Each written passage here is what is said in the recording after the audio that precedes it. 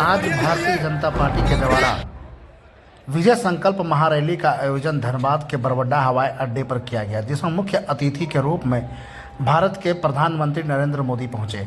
इस दौरान प्रशासन के द्वारा सुरक्षा के पुख्ता व्यवस्था किए गए थे। अगर स्टेज की बात करें तो स्टेज पर झारखंड के सभी सांसद और विधायक उपस्थित थे।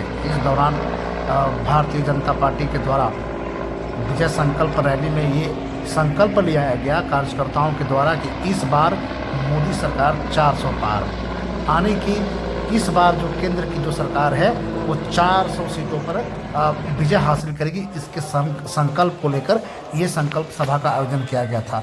इस दौरान प्रदेश अध्यक्ष बाबूलाल मरांडी ने भी कहा कि झारखंड के सभी 14 लोकसभा सीटों पर यहाँ की जनता जो है वो भारतीय जनता पार्टी के प्रतिनिधि को चुनकर संसद भेजेगी। हालांकि इस दौरान इन्होंने झारखंड सरकार पर जमकर निशाने साधे और जमकर हमला बोला। बाबूलाल मरांडी ने अपने संबोधन में कहा कि झारखंड सरकार के द्वारा, सरकार के मुख्यमंत्री, तत्कालीन जो मुख्यमंत्री रहे, इन्हीं के द्वारा ही जमीन लूटा गया, कोयला लूटा जा रहा है, बालू लूटा जा रहा है, गरीबों के मान सम्मान के साथ खिलवाड़ किया जा रहा है, बालू की तस्करी की जा रही है आदि कई आरोप लगाते हुए इन्होंने कहा कि इस बार जो है सबों को एकजुट होकर भारतीय जनता पार्टी की सरकार बनाना है। हालांकि इनकी बातों को सुनकर प्रधानमंत्री नरेंद्र मोदी ने भी इन्हें शाबाशी देने का काम किया। हालांकि प्रधानमंत्री ने अपने संबोधन में ये भी कहा कि इस बार मोदी की जो गारंटी है वो तमाम जो जन आकांक्षा है सबको पूरा करने की गारंटी है, क्योंकि मोदी सरकार जो सोचती है वो करती है और ये जनता के हितों पर निर्णय लेती है। इस सभा में अगर कहा जाए तो पूरे बरबड्डा हवाई अड्डे जो हैं वो खचाखच भर गए थे। अगर मुख्य रूप से कहा जाए तो ढुल्लू महतो के द्वारा जो संबोधन के दौरान कि जमकर लोगों ने ताली बजाई। इस सभा में अगर देखा जाए तो हर जितने भी नेता और प्रतिनिधि थे सबों ने एक सुर में जय श्री राम का नारा उद्घोष लगाया है, जिससे ये साफ संकेत दिया जा रहा है कि साफ प्रतीत हो रहा है कि इस बार भारतीय जनता पार्टी हिंदुत्व का खेलेगी और जय श्री राम के नारे के भरोसे कहे या तो फिर उस मुद्दे को भुनाने का प्रयास कर रही है, जिस मुद्दे को भारतीय जनता पार्टी जो राम मंदिर का शिलान्यास हुआ है उस मुद्दे को लेकर चुनाव में भी जाने वाली है। स्टेज पर अगर बात किया जाए तो सिंहभूम की जो सांसद थी गीता कोड़ा, वो भी इस स्टेज में मौजूद दिखी। हालांकि उन्हें संबोधन करने का मौका नहीं मिला। स्टेज पर प्रधानमंत्री के दाएं और बाएं एक तरफ आदिवासी नेता, आदिवासी जो चेहरा है झारखंड के, वो झारखंड के प्रदेश अध्यक्ष बाबूलाल मरांडी बैठे हुए थे। वहीं दूसरी ओर आदिवासियों के एक बड़ा चेहरा अर्जुन मुंडा बैठे हुए थे। हालांकि सीटिंग अरेंजमेंट की अगर बात की जाए तो ये कोई बात नहीं है, लेकिन ये स्टेज से ये स्पष्ट निर्देश दिया जा रहा था कि इस बार भारतीय जनता पार्टी जो है वो आदिवासी वोटों को अपने और जो है वो झुकाव करने का प्रयास कर रही है। हालांकि ये कहाँ तक सफल होती है ये बाद की विषय है। बाबूलाल मरांडी ने भी अपने संबोधन में इस बात को कहा कि आदिवासियों के हितों की रक्षा करने की और आदिवासी सम्मान की बात करने वाली ये झारखंड मुक्ति मोर्चा की जो सरकार आई है, इन्होंने आदिवासियों की किसी भी मुद्दे पर सफल नहीं हुई है। हालांकि आदिवासियों की ज़मीन लूटने, आदिवासी बेटियों के सम्मान के लिए कोई भी नहीं काम करने का ये वर्तमान सरकार ने प्रयास किया है। वहीं अबुआ आवास को लेकर भी बाबूलाल मरांडी ने जमकर निशाना साधा है। इन्होंने कहा कि अबुआ आवास के नाम पर जमकर कमीशन खोरी की जा रही है, जिससे कहीं ना कहीं ये संदेश जा रहा है कि ये अबुआ आवास आम जनमानस के लिए नहीं है, ये अबुआ आवास दलाल और बिचौलियों के लिए है। हालांकि ये कितनी सत्य है ये बाबूलाल मरांडी ही जाने और कार्यकर्ता ही जाने। स्टेज पर कहा जाए तो कोडरमा की सांसद और केंद्रीय शिक्षा राज्य मंत्री ने भी अपना संबोधन देते हुए कहा कि विजय संकल्प रैली में हम सब ये संकल्प लेते हैं कि इस बार झारखंड से सभी 14 के 14 सीटों पर भारतीय जनता पार्टी के जो प्रतिनिधि होंगे वो चुन कर जाने के लिए आप सबों को अपना सहयोग देना है और हम सब चुन कर इन्हें भेजने का प्रयास करेंगे। वहीं बाघमारा से विधायक ढुल्लू महतो ने भी कहा कि भारतीय जनता पार्टी की ये भगवा जो शेर है, इन्होंने भगवान राम को लाने का प्रयास किया है और हम सब मिलकर प्रधानमंत्री जी को फिर से 2024 में फिर से भारतीय जनता पार्टी की जो सरकार है उसे बनाने का काम करेंगे। स्टेज से अगर बात कहा जाए तो संबोधन जो है प्रतिपक्ष के नेता उन्होंने किया। सांसद शाह के गिरिडीह के जो सांसद सीपी चौधरी इन्होंने अपना संबोधन दिया। मिर्सा से विधायक अपर्णा सेन गुप्ता ने दिया। हालांकि और सबों को इसके बाद संबोधन करने का मौका नहीं मिला। प्रधानमंत्री ने अपना संबोधन 40 मिनट का कहा और ज़बरदस्त संबोधन रहा। इस दौरान जमकर जय श्री राम के नारे लगाए गए। आप सब बने रहे वीडियो में अंत तक।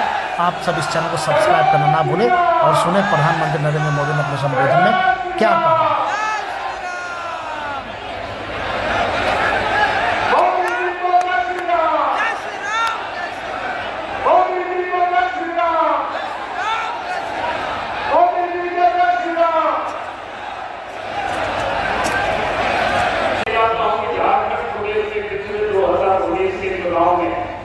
एनडीए गठबंधन को जहां 12 सीटें मिली थी, हम सब लोग इस बार झारखंड के 14 से देख करके इस देश में फिर से नरेंद्र मोदी जी की नेतृत्व में सरकार बने और झारखंड की जनता मिलकर एक कमर कर चुके हैं।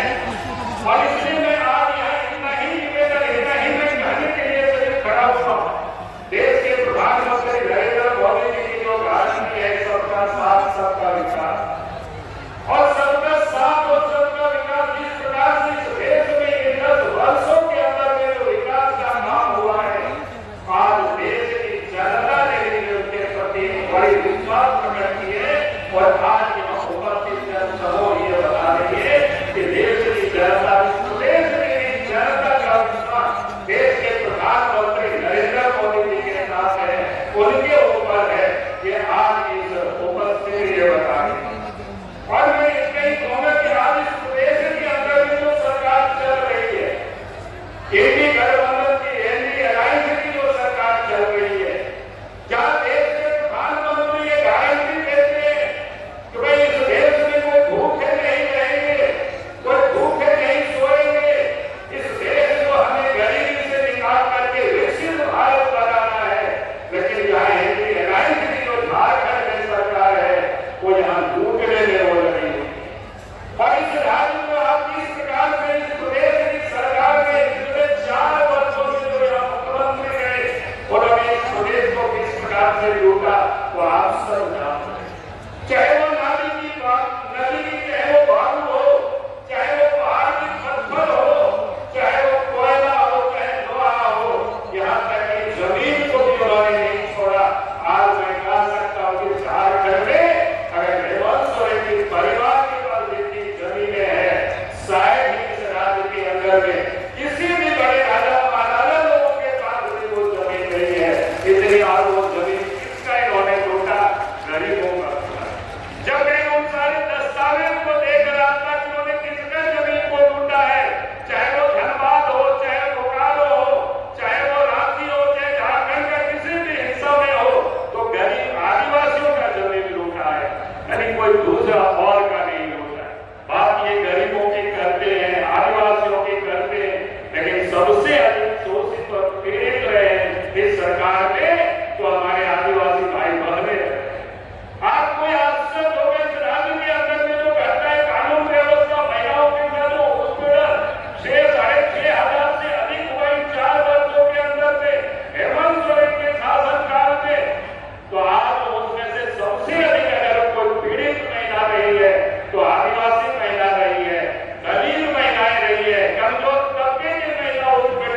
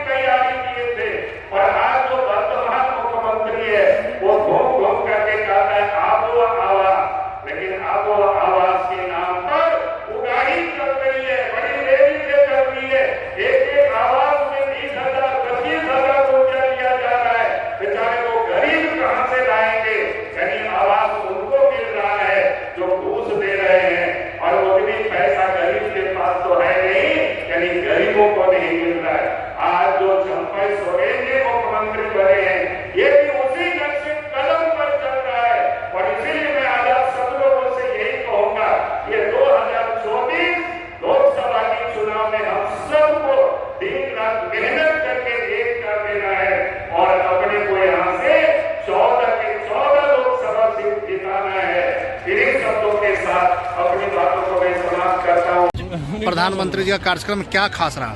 खास मोदी जी ने युवाओं और पूरे झारखंड के प्रति जो ऊर्जा भरा है, ये ऊर्जा जो है पूरे झारखंड के 14 लोकसभा क्षेत्र में 14 भारतीय जनता पार्टी चुनाव जीतेगी। यही ऊर्जा आज लोगों भरा, गजब का उत्साह था। धनबाद में लगभग लाखों की भीड़ थी, इसे इनकार नहीं किया जा सकता है। मोदी जी ने गरीब के प्रति, महिलाओं के प्रति, आदिवासी, दलित, पिछड़े और जितने निचले स्तर के जो लोग हैं उसके प्रति जो ऊर्जा भरा है आज मोदी जी ने, ये तो काबिले तारीफ है। क्या लगता है कि आगामी जो चुनाव उसमें क्या होगा? चुनाव झारखंड में 400 पार का जो नारा भारतीय जनता पार्टी ने दिया है, मोदी जी ने जो संकल्प लिया है 400 पार, वो 400 पार होगा झारखंड देश में। और खासकर कोडरमा लोकसभा से हम लोग आए हैं। कोडरमा लोकसभा में पुनः फिर अन्नपूर्णा देवी जितना वोट से जीती थी 5.5 लाख से, अब 8.5 लाख से चुनाव जीती। मतलब आप हम लोग का टिकट का भी घोषणा कर दी है? टिकट का लगभग घोषणा है ही। अन्नपूर्णा देवी के सामने कोडरमा में कोई नहीं है। साल 2022 में इसके लोकार्पण करने का अवसर भी आपने मुझे ही दिया। साल 2018 में ही मैंने झारखंड के पहले एम्स की आधारशिला रखी थी और 2022 में इसका लोकार्पण भी आपके ये सेवक मोदी ने किया। आज झारखंड देश के उन राज्यों में है जहां रेलवे का 100% बिजलीकरण हो चुका है।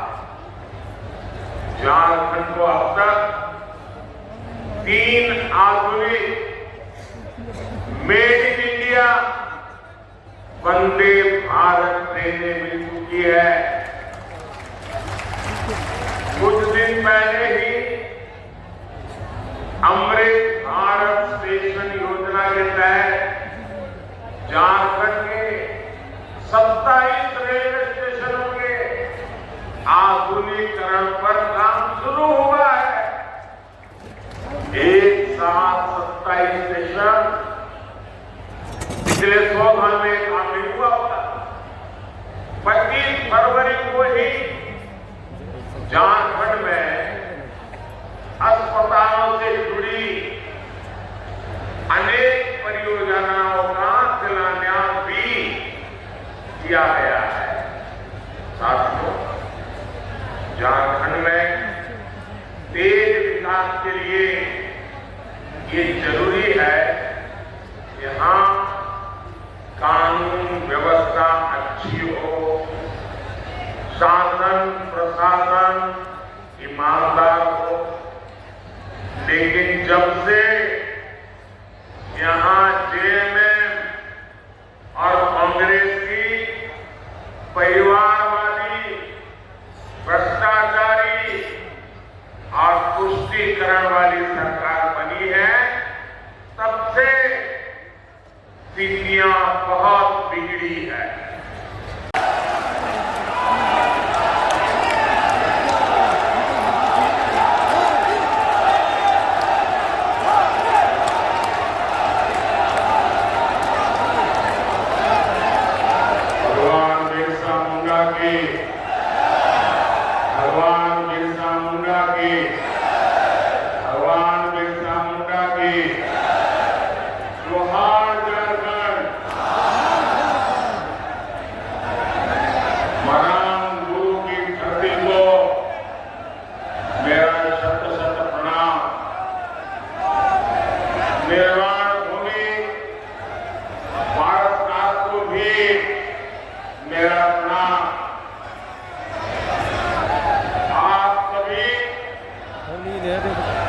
इतनी विशाल संख्या में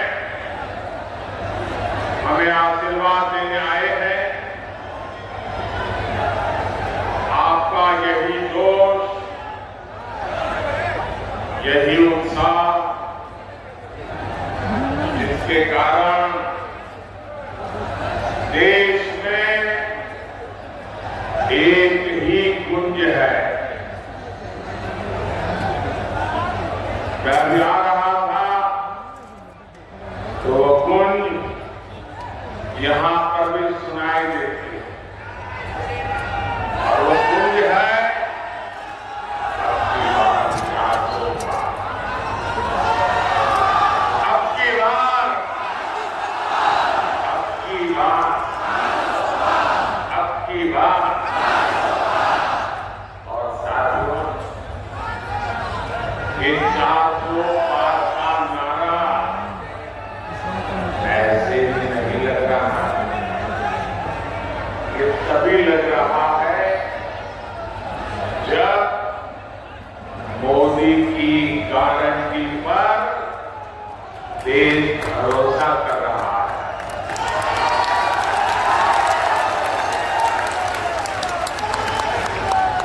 मैं सबसे पहले सौम्यता के धनी, अत्यंत सरल, मेरे बहुत पुराने मित्र बाबूलाल जी का धन्यवाद करता हूं। आज उन्होंने मुझे आपके बीच में से निकाल करके आप सबके दर्शन करने का सौभाग्य दिया। मैं इसलिए उनका आभारी हूं। और जब मैं आप सबके दर्शन कर रहा था तो बहुत पुराने पुराने चेहरे जिनके साथ मुझे संगठन में काम करने का सौभाग्य मिला है, ऐसे सब पुराने साथियों को आज मुझे भीतर जाकर के प्रणाम करने का अवसर मिला। मैं सबसे पहले आप सबकी माफी मांगने चाहता हूं, आप सबकी क्षमा मांगना चाहता हूं। क्षमा इसलिए ये जो पैंडाल हमने बनाया है वो बहुत छोटा है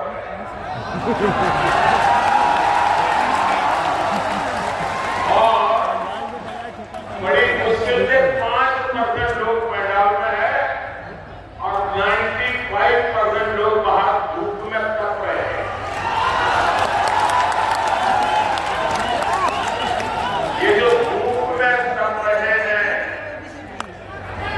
आपको जो असुविधा हुई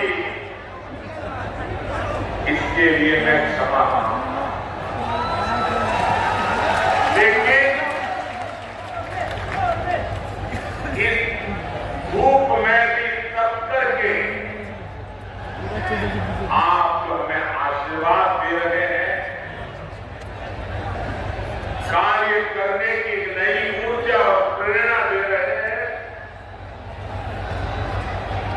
आप सबको, झारखंड के मेरे प्यारे भाइयों बहनों, आप जो तप कर रहे हैं ना, ये तप में बेकार नहीं जाने दूंगा।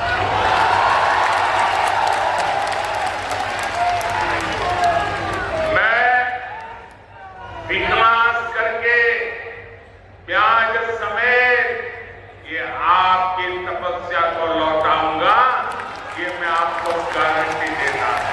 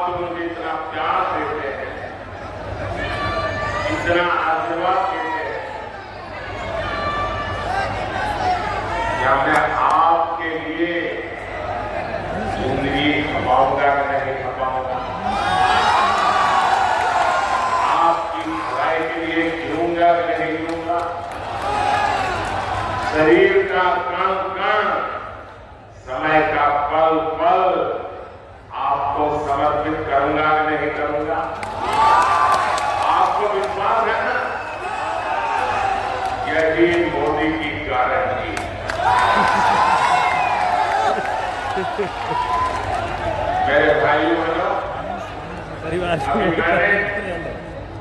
सिंदरी खाद कारखाने को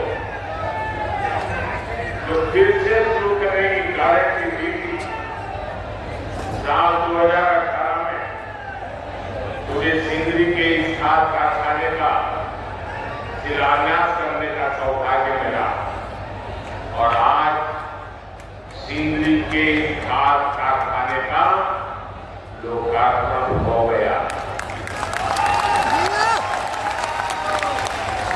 आप मुझे बताइए साथियों, क्या आपने सोचा था कि ये कारखाना एक दिन फिर से शुरू हो जाएगा?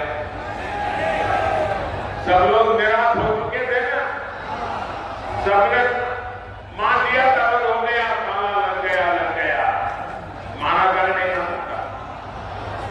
लेकिन ये मोदी तो है,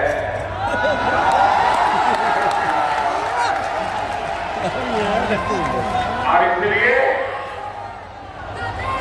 इसकी आशा भी आपने छोड़ दी थी, उसमें भी ऊर्जा करने के लिए आपने मोदी को काम दिया। खाद कारखाने से यहाँ युवाओं के लिए हजारों रोजगार के नए अवसर बने। इस खाद कारखाना से पूर्वी भारत के किसानों को बहुत लाभ है। साथियों, भाजपा का मतलब है, भाजपा का मकसद है, और वो है विकास, विकास, तेज विकास। जबकि कांग्रेस हो या उसके सहयोगी दल, वो विकास के सबसे बड़े दुश्मन है। अब देखिए, उदाहरण आपको याद कराता हूं, नॉर्थ कर्णपुरा का बिजली का कारखाना एक बहुत बड़ा उदाहरण है। इसका शिलान्यास पिछली सदी के अंत में अटल बिहारी वाजपेयी करके गए थे, लेकिन फिर कांग्रेस की घोटालेबाज सरकार आई और इस प्रोजेक्ट पर ताला लग गया। 2014 में मोदी ने इस प्रोजेक्ट को फिर से जिंदा करने की गारंटी दी थी। आज इस बिजली कारखाने से अनेकों घर रोशन हो रहे हैं। हुआ है और अपने अपार जन सबको संबोधित करने की कृपा करें।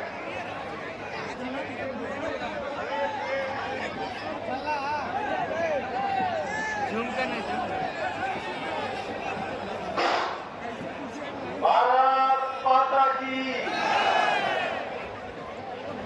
भारत माता के लाल इतने कमजोर तो नहीं होते हैं भाई। भारत माता की। भारत माता की। जय श्री राम। जय जय श्री राम। मंच पर विराजमान हम सबके नेता, झारखंड के लाल, भारतीय जनता पार्टी के सम्मानीय अध्यक्ष, भारत माता की।